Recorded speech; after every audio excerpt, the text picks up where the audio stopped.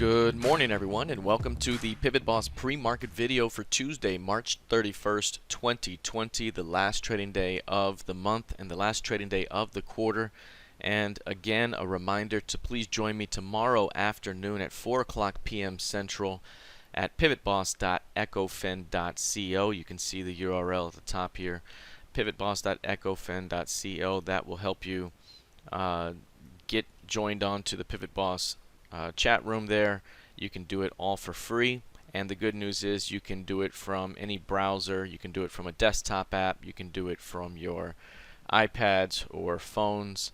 So again, it works just as fine in any browser, which is of course I'm using Chrome here, and this is working just fine. So again, jump online. It'll also be recorded, so if you are not able to view it live, it will be recorded, but also that recording will take place in the pivotboss.ecofin room. So getting a free login will allow you to view that login at a future date, or view that video rather. All right, let's take a look now at the market here.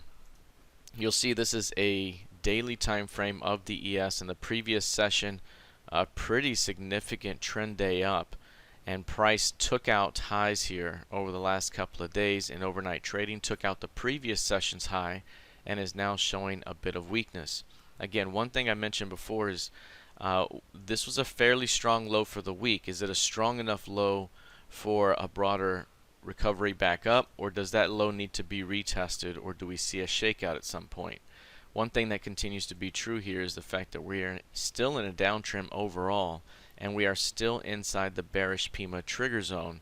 And again, there's opposing forces here that at one point or another you're going to see one side win, one side lose. So again, if this thing can push through 3-day highs, that opens up quite a bit of upside back toward 2800. At the moment, we could see a pullback toward the previous session's midpoint. That midpoint from the previous session, 2533 is that midpoint.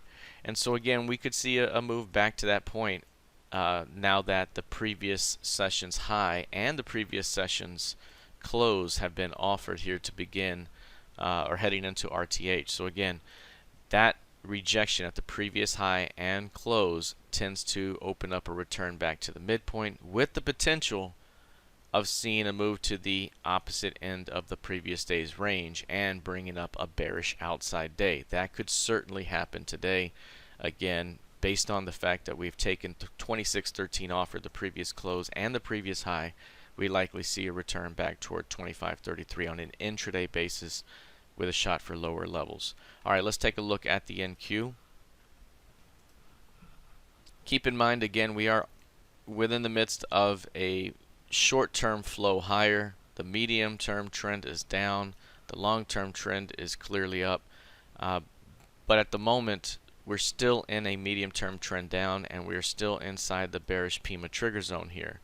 The 8 period is sloping a little bit up right now. So again, there's opposing forces here. Bulls trying to keep these higher lows bid for a shot higher. Bears trying to come in and put a ceiling here for a push back to return and test the lows. And at the moment, you can see 1, 2, 3-day highs, 4-day range, very narrow 4-day range down here, as it shows on the PivotBoss ADR indicator. It tried to break that 4-day range to the upside right here and is failing. And that failure right now suggests that, again, at the very least, we come back to the previous session's midpoint, and at the most, we end up with a bearish outside day down. And so right now, the previous session's midpoint is 75.66. The NQ has just now taken the previous session's close price at 78.53 quarter offered. And again, if price cannot establish acceptance above 3-day highs, we could be looking at a rejection that leads us back down the rest of the session. At the moment, what we're seeing is a day up, then a day down. Here's a day up, a day down, a day up. This could be the day down here heading into April trading. So we'll see how this plays out, but keep an eye on the previous session's close, 78.53. Here's a look at crude oil now. Crude oil is up 5% here after taking out 20 and dropping as low as 19.27. 1927. One thing that continues to remain intact here is the fact that this thing continues to trend down, and we have not hit the 8-period average yet. Ever since we took it offered back up here, that thing dropped below 230 and below it.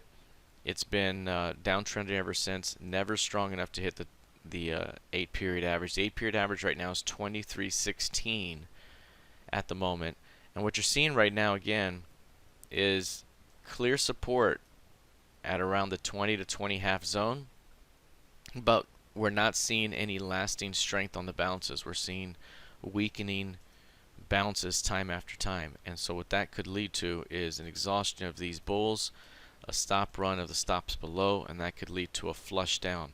The next key level below is going to be 1650 if we get down that low. 1650, that's this level right here. That's the 50% key range level of this key range. That would be the next target down. Again, there is the potential to see a trap somewhere in here below the previous month's low in April. And if there's a rejection of that low, there could be a bounce back up by some degree, perhaps back to the key range mid, maybe back up to the key range high, but those would be the upside targets, 24 and 28.50s. So again, right now still showing signs of weakness, although it is up pretty nicely today. There's a very nice box to watch, 20.9 up to 21.9. That's a 1-point box. A breakout from that box likely opens up the next 1 to 2 handles of range. All right, that is it for crude oil. Let's take a look now at gold futures. Now with gold, we've seen the initial breakdown from this narrow 4.5, 5-day range. We've seen the initial breakdown. What I've mentioned before is if we break down out of this range, this narrow range, watch for signs of rejection, because if there is rejection, we could see a slingshot move the other way through 1700 and perhaps into next month's R25, which is going to be as high as 1767. So right now we could be looking at a move, should this turn into a rejection day, that takes us higher into 1700 and likely into 1767 to start the month. So again, that's something to keep an eye on right here. One thing I also like is the intraday time frame. Whether you're looking at a 1-minute chart, whether you're looking at a 15-minute chart, they're showing rejection, very significant rejection on those intradays with sharp turnarounds, sharp higher lows after, some inverted head and shoulder type of patterns. So that's really, really strong. That's right here in this tip, and this is also the first test below a dramatically rising 8-period average. Again, this could provide a great bounce opportunity here pretty soon if today turns out to be a rejection day. Rejection day would need to close in the upper 35% of the day's range, which means it needs to clear the current session's midpoint hurdle, which is currently 1625.